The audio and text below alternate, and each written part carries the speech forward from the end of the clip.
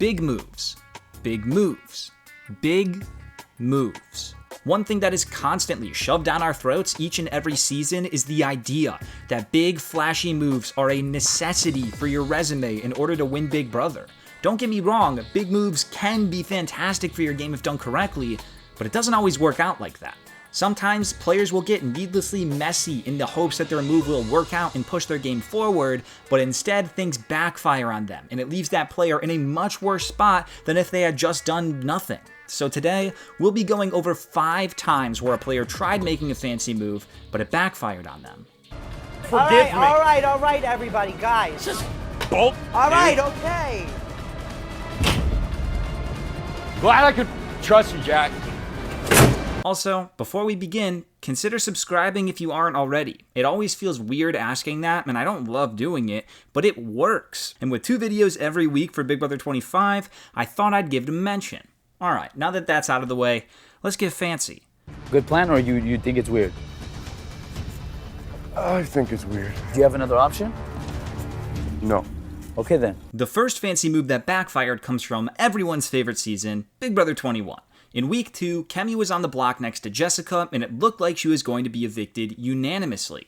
Knowing this, Jackson came up with a plan where he was going to cast 1 rogue vote on Jessica so that the vote would come out to be 10-1, and the hope was that the vote would be pinned on either Nick or Bella, who were 2 members of Jackson's alliance that he was growing wary with, and through this, he hoped that it would ultimately protect the players that he was closest with. Unfortunately for Jackson, Nick won the next HOH, so Jackson had to redirect his plan, and now he tried to paint the picture that Nicole was the one who voted for Kemi to stay. Now, technically, in the short term, this was fine, and since Nicole ended up taking so much heat for other game moves this week, it was easy to just add to the pile, but in the long term, this move came back to bite him. Jackson's alliance figured out pretty quickly that Jackson was indeed the one to cast the rogue vote, not Nicole, and even if Jackson's intentions were to help protect the members of his alliance and to direct the attention to other players, they were kind of annoyed that he didn't tell them he was gonna make the move, and it made him look sneaky. This hinky vote showed major distrust in his already fragile alliance, specifically from Christy, but also from the other players. So instead of Jackson looking like a good team player like he was intending, he actually came across as untrustworthy and an undesirable teammate, to the point where the very next week, when Cliff won the HOH, every member of his alliance, including Holly to an extent, were ready to just let Jackson go and move on had he not won the veto to save himself. This distrust then came to light the following week during the infamous Day 44 blow-up where the 6 shooters publicly broke up,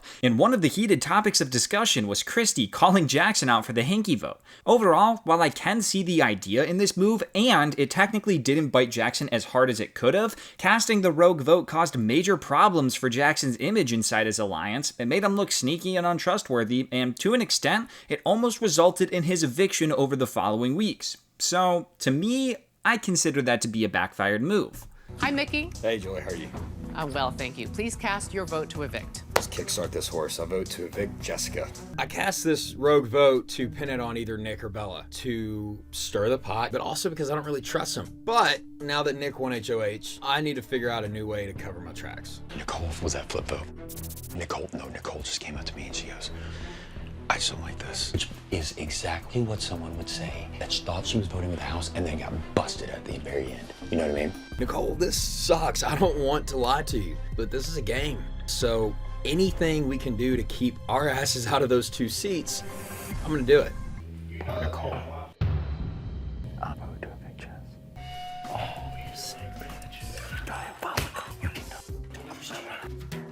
I swear, Jack, I swear, no, look at me. A few moments later. Everything I've done in this game has been for us 6. Why did you tell Cliff I was the rogue vote? Because you were the rogue vote. You didn't tell us as a team. Everything you've done has been for the 6, then why didn't you come to us and tell us that you were gonna throw a rogue vote to protect us? Were y'all not worried about going up on the block? You know why I did it was to keep y'all's asses off the block. So why didn't you Okay, why are you yelling at me? Relax. Just bolt. All right, okay. Glad I could trust you, Jack. Unbelievable.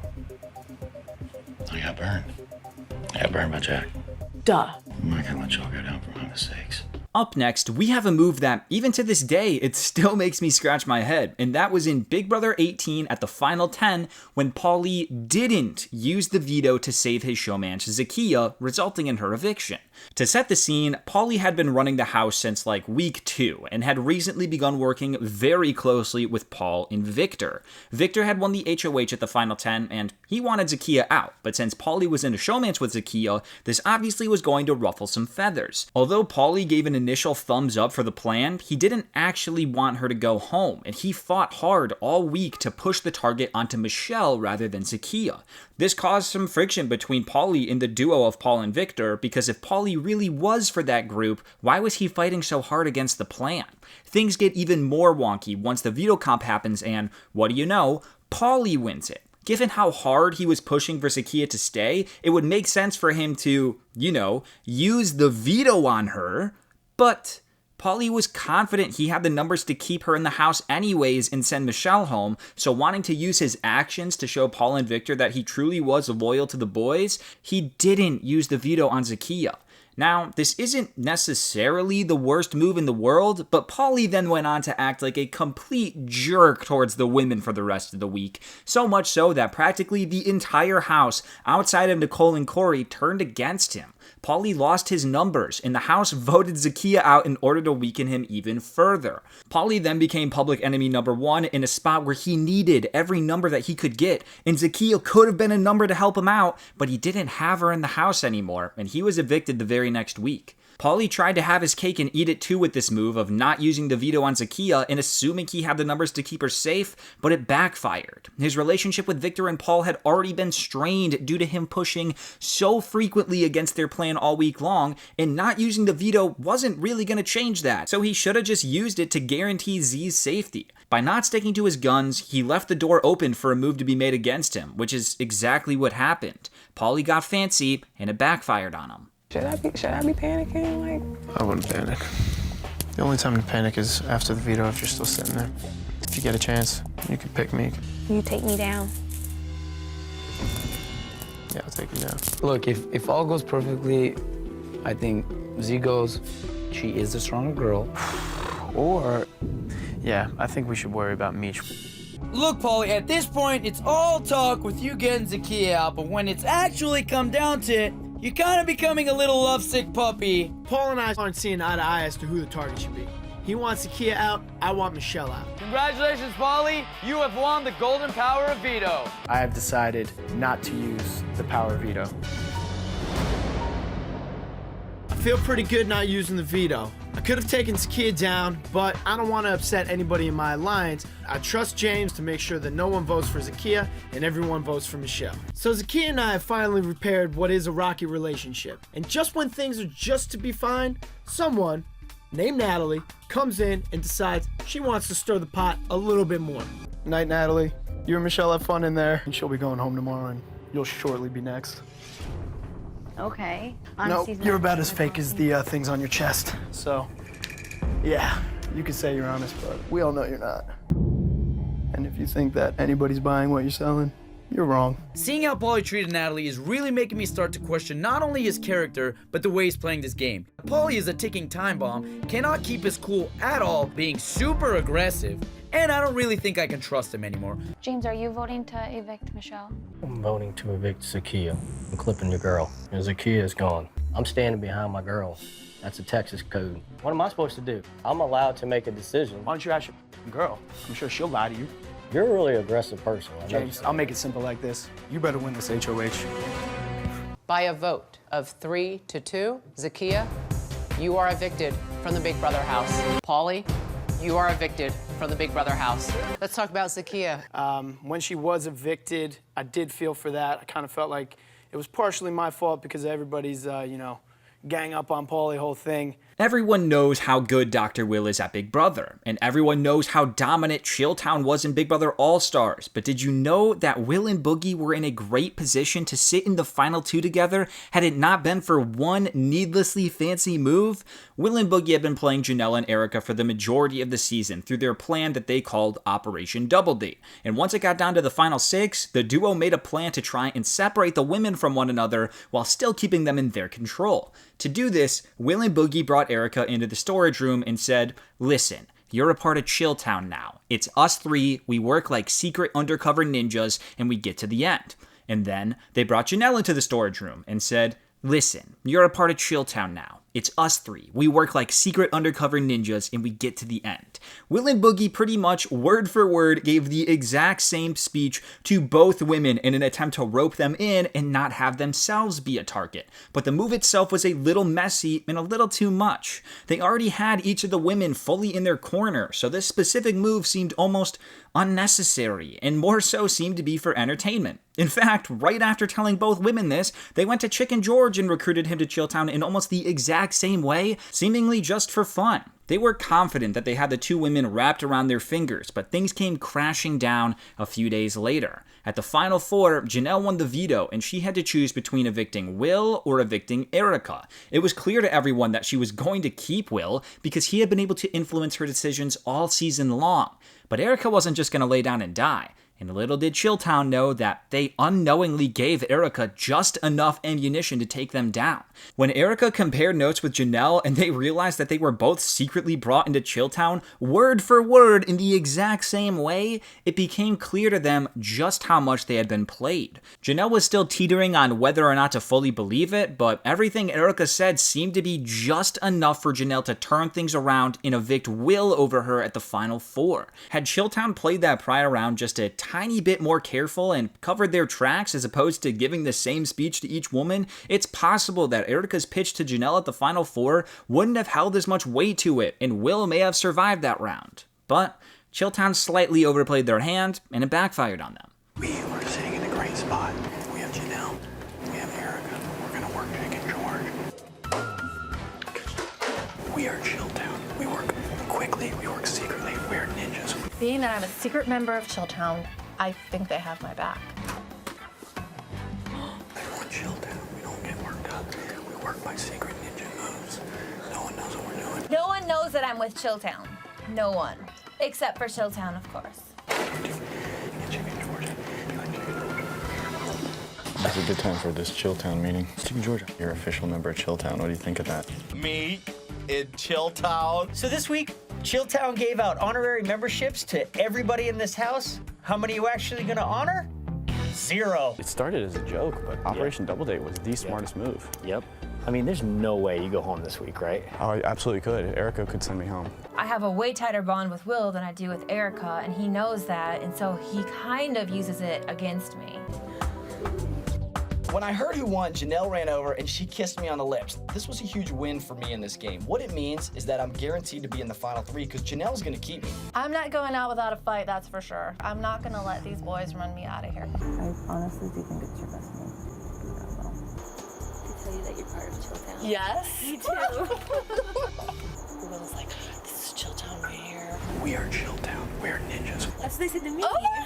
Everything's cool. Everyone Chilltown. Work by secret ninja moves. They really did say that you were part of Chilltown? Yes, many times. I hate them. I hate them more. They think they got us. See, they never banked on us ever coming together. Janelle, let's kill them. Let's get them. Look, I'm going home. Yep, she's opening the wine. No eye contact. And Janelle was the one who said, let's go inside. Operation Double Date is becoming Operation Double Mistake. This is our show, and these bitches think they're gonna try to steal it from us. Boogie, I don't know what to do, man. Like, I really feel like this summer I've made a lot of mistakes in the house, and after tonight, I'm done making mistakes. For Marcellus and Howie, I vote to evict you, Will. It's official, Will. You have been evicted from the Big Brother All-Star House. It looks like the gig is up, kid. You've been found out. Secret part of Chilltown. Didn't think that the two girls would get together and talk, did ya? Up next, I have the Big Brother Canada move, and even if you're not familiar with BB Can, you don't have to worry, because this move is very self-explanatory. It was week 5 of Big Brother Canada 3, and players Zach and Jordan were a secret duo that had a lot of power in the house, and were arguably in the best spot. However, the duo began to realize that others in the house were becoming suspicious that the two might in fact be a duo, so after Zach won the HOH, Jordan came up with the idea to nominate himself next to their real target, Godfrey. The goal was for Zach to then win the veto as well, use it to take Jordan off the block, and then make a big power move in the game. Zach did actually go on to win the veto, but with Cindy coming back into the house, it changed the amount of voters for the week, and Zach grew worried and was unsure if he still had the numbers to pull off a big move. So Zach backed down from making a big move and chose not to use the veto, leaving Jordan still on the block, but the duo was confident that they had the numbers to send Godfrey home comfortably.